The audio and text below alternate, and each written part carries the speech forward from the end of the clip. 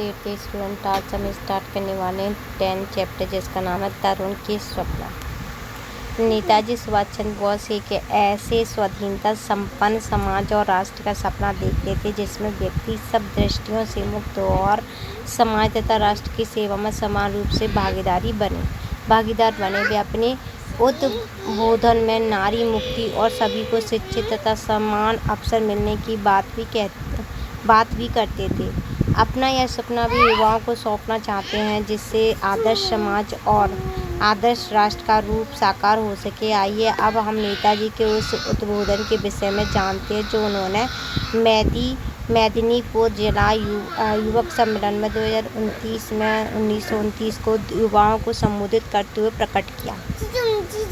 स्वप्न तो अनेकों ने देखा है। हमारे नेता स्वर्गीय देशबंधु चित्तरंजन दास ने भी एक स्वप्न देखा था। वह स्वप्न उनकी शांति का औसत बना और उन्होंने आनंद का निर्झर रखा।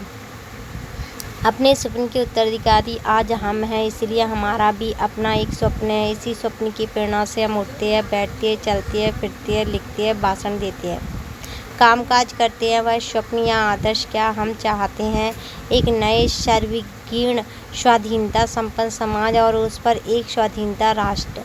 उस समाज में व्यक्ति सब दृष्टियों से मुक्त हो तथा समाज के दबाव में वह मरे नहीं।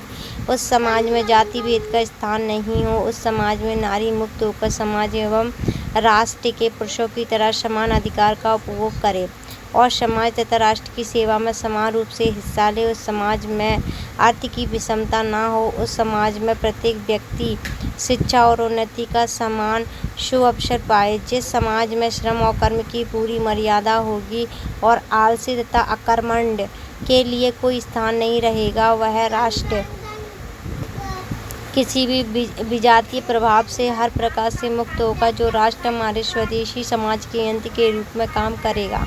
सर्वोपरि वह समाज और राष्ट्रीय भारतवासियों का अभाव मिटाएगा तथा भारत के आदर्श को सार्थक यानी कि सही स्थिर मतलब स्टेबिलिटी नहीं अनस्टेबल नहीं होने देगा, बल्कि विश्व के समक्ष मतलब सामने आदर्श समाज और आदर्श राष्ट्र यानी कि आदर्श का मतलब होता है आइडियल समाज और आइडियल राष्ट्र के रूप में गण्य होगा। गण्य मतलब बना होगा। मैं ऐसे समाज और ऐसे राष्ट्र का ही स्वप्न देखता हूँ। स्वप्न मतलब सपना देखता हूँ। यह स्वप्न मेरे समक्ष नित्य यानी कि हमेशा अखंड मतलब जिसे तोड़ा नहीं जा सकता सत्य है। इस सत्य की प्रतिष्ठा के लिए सब कुछ किया जा सकता है। इस प्रकार हर प्रकार का त्याग किया जा सकता है। हर संकट को सहा जा सकता है और इस स्वप्न को सार्थक बनाने के लिए प्राण देना भी है तो वह मरण है, स्वर्ग समान है। हे मेरे तरुण भाइयों, तुम्हें देने लायक मेरे पास कुछ भी नहीं है, सिर्फ यही कि स्वप्न जो है असीम शक्ति और अपार आनंद देता है, जो मेरे क्षुद्र जीवन को भी सार्थक बनाता है। यह स्वप्न मैं तुम्हें उपहार स्वरूप देता हूँ, स्वीकार करो। उड़ीसा के राज्य के कटक नगर में जन्मे सुभाष चंद्र बोस को पूरा देश नेताजी के नाम से जानता है। भारत के स्वतंत्रता संग्राम में उनका उद्देश्य स्पष्ट था। भारत को अंग्रेजी शासक से मुक्त कराना था। ब्रिटिश शासन के विरुद्ध संघर्ष करते हुए उन्हें कई बार जेल भी जाना पड़ा। स्वतंत्रता की लड़ाई में उनकी दूरदर्शिता का पता तब चलता है जब उन्होंने आज़ाद हिंद फौज का नेतृत्व संभाला। सन 1857 में भारतीय सैनिकों ने स्वतंत्रता प्राप्ति के लिए जिस तरह एकजुट होकर के युद्ध किया, उसके बाद सुभाष चंद्र बोस ही ऐसे महान सेनानी हुए जिन्होंने आज़ाद हिंद फौज के माध्यम से एकजुट होकर अंग्रेजों को चुनौती दी।